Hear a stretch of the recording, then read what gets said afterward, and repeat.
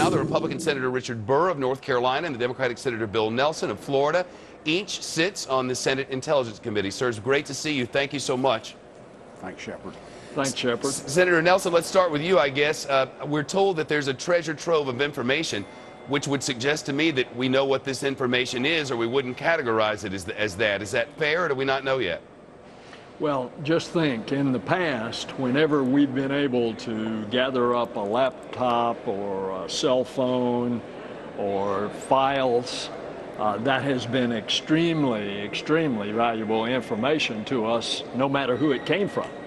Now, just imagine what we found in that building, and that this is numero uno's own laptops that he's communicating through the courier.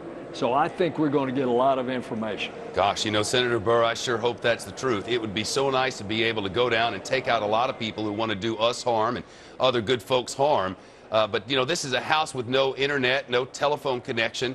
And really, over the last few years, I can't find the intelligence that's been released to us, at least, that suggests to us that Osama bin Laden actually had operational control over anything. In fact, we've been led to believe for years that he didn't. Senator Burr, has it been indicated to you otherwise, that they think there actually might be something here? Well, Shepard, there is a lot of information, but understand that the intelligence process, the analytical process that the CIA goes through, is painstaking. It's connecting dots that we don't know what's in between. So even pocket litter gives us some insight into how we connect those dots. In this particular case, Bill's right. The volume of stuff is phenomenal. We don't know the content of it yet, but it's clear that when you match up what might be on that information with people that have gone through interrogation, we may find a whole new area that we need to look at that we didn't know about before. Well, that would be an amazing thing, and I want to talk to both of you about that very quickly, but I do have to get a commercial break in. Plus, bin Laden's plots cost thousands of American lives, and the government's response has already cost more than $1 trillion. Next, the tab from 10 years of building up this security complex as our conversation with the senators continues after this. Continuing our conversation now with the Republican Senator Richard Burr of North Carolina, the Democratic Senator Bill Nelson of Florida. Each sits on the Senate Intelligence Committee. Senator Burr, I guess the main thing you have to do is whatever you do get, you have to act quickly, right? Well, Shepard, not only do you have to act quickly, we've got probably operations around the world right now watching to see if people are moving from location to location. Remember that we've got all sorts of al-Qaeda affiliates that have grown over the last 9.5 years. So there also may be a power struggle for the core of al-Qaeda. We can't be assured that Zawahiri automatically becomes number one. That may fall to al-Qaeda in the Arabian Peninsula and al-Awlaki or potentially some other bad actors that are out there. But we've got a much greater geographical footprint we've got to watch now.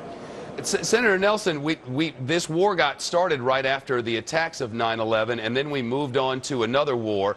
And according to most of the reports, most of the people who were doing the good work at the time were all scattered. We wasted a lot of money.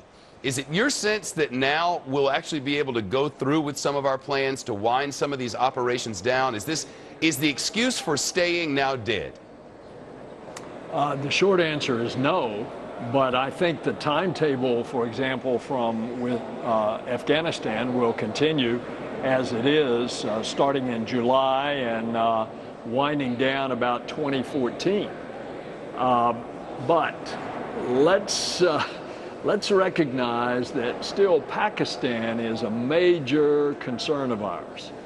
And although it was the Pakistani intelligence that helped us first identify the courier in the first place years ago that took us, according to the newspaper accounts, to bin Laden, nevertheless, we all have concerns about the Pakistani intelligence being riddled with people that have sticky fingers and very big ears.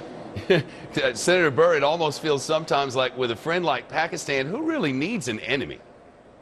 Well, Shepard, it's a love-hate relationship, Yeah. but what happened yesterday is beneficial to their long-term security. And there are a lot of terrorists around the world that all of a sudden they're believers that we can find them and we can kill them. They're not going to sleep near as well in the future as they have in the past. Man, I hope you're right about that. Senator Nelson, one of the one of the elephants that's kind of wandering around the room is, well, let's face it, every American wanted this guy dead. He came over here and murdered our neighbors and changed our lives and left us in tears for weeks and weeks. Thank God he's dead. That said, by international law, what we just did, it's flatly illegal.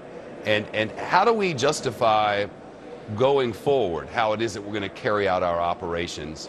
I mean, clearly it had to be done, but it's also clearly illegal. I'm not so sure it is. When you consider that he is a combatant, it was an act of war that he conducted and orchestrated against the United States. We clearly made our intentions known that we were going after him wherever he was, and fortunately we got him. Thank God. Senator Burr, from here, I guess there's a lot of message manipulation that must happen. You want to make sure that conspiracy theorists aren't going, he's not dead, but you also don't want to inflame, as the White House put it. So I guess this decision on how much photographic evidence and otherwise to release is a difficult one and a very important one. Well, it is, and I'll leave it up to the White House to determine the timing and the volume of what they release.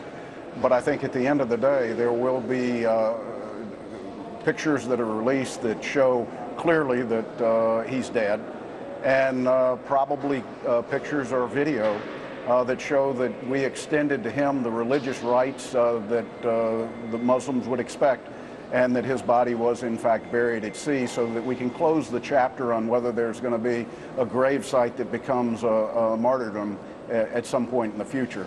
But I'll leave that up to the White House to determine what the appropriate volume is and what the timing of it is. Before we go, Senator Nelson, you've both been briefed on these matters, and I know there's certain things you can share and certain things you can, and frankly, I'm appreciative of that. But should we, as a community of Americans now, be more concerned in the short term about the safety of our friends and loved ones? And if so, is there specific intelligence to suggest that there is a reason for us to, or is it just a feeling?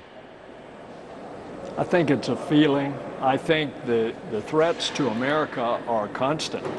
And look how many attempts there have been over the past 10 years. This may increase some of the threat, but recognize, putting that into perspective, the threat's going to always be there, and that's why you would be so proud of all these CIA officers, these young men and women all over the world gathering this information to protect us. I know a lot of people have said repeatedly, I would just wish we could just give them all a big hug. Anonymity is mighty important around here, so I guess that probably won't happen, but they have the great thanks of a grateful nation. Senators Burr and Nelson, thank you so much. Thank you, Shepard. Thanks, Shepard. All right, good to talk with you both. Since the